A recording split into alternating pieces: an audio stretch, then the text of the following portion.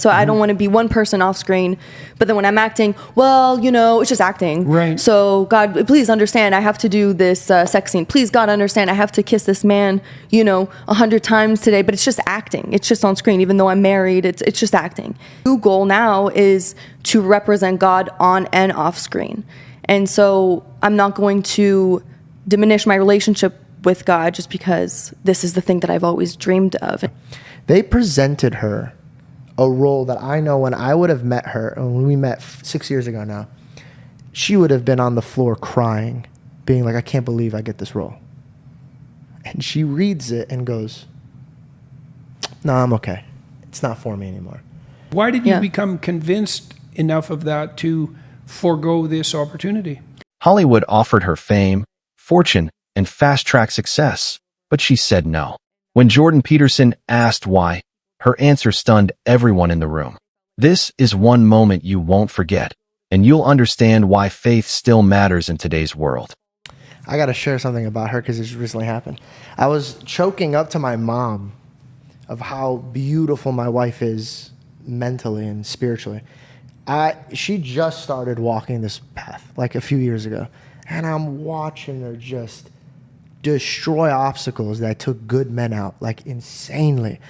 And a couple nights ago, I sat her down with tears in my eyes because I said, you make me have to get up and be better for you because of what you give to me. Mm-hmm. And one of the things she gives to me is a peaceful mind. I think the best thing a wife could give a husband is a peaceful mind. Now, she's a part of the acting world, and she's booked great shows, great movies. She's done it all. But when you walk the way we're walking, there's times where you're going to be like, oh, I can't do that anymore, or this is no good for me. Because there's a version of me now that's my God, and heaven's like, oh, we don't do that no more. Now, any man could say, yeah, if God tests me, I'll pass. And I've seen great men that know the gospel, that when God puts them to a test, they crumble because they always depend on their feelings and their thoughts. I've been in this industry for about 10, 11 years. And I've seen great men, greater than I, that if they put their heart's desires in front of them, it's like all the wisdom flies out of their mind. And they're like, oh, well, I could do this, we could do this, blah, blah, blah. And it's just what I could do and da-da-da-da. They presented her a role that I know when I would have met her, when we met 6 years ago now, she would have been on the floor crying, being like, I can't believe I get this role. And she reads it and goes, no, I'm okay. It's not for me anymore. And I look at her and I go, wait a second. The money that this comes with, the power that this comes with, the influences this comes with, it could have challenged our relationship. It could have put her at a whole different level in a different direction. And she didn't even bat an eye because she knew that her spirit was so like, no. what motivated you to make that decision? Why did you set your priorities like that? Because I think my goal before was just I want to be an actor. I want to be an actor. I want to be a great actress. It's what I love to do. I know I'm good at it. And so, with the roles. So everything was focused on that. Right. Yeah. But now, I still want to be an actress. Yeah. And I love acting. But I don't want to just make God proud in my regular life. I also want to make him proud when I'm acting. Right? So I don't want to be one person off screen, but then when I'm acting, well, it's just acting. Right. So God, please understand, I have to do this sex scene. Please, God, understand, I have to kiss this man, 100 times today, but it's just acting. It's just on screen. Even though I'm married, it's just acting. And I've realized that I don't want to separate myself from the person that I'm acting to be on screen. And if I'm going to be, I still want to be an actress and I want to tell wonderful stories. I know that I can be that with my values, with my integrity, and with the things that I know God has put in me that I'm supposed to represent.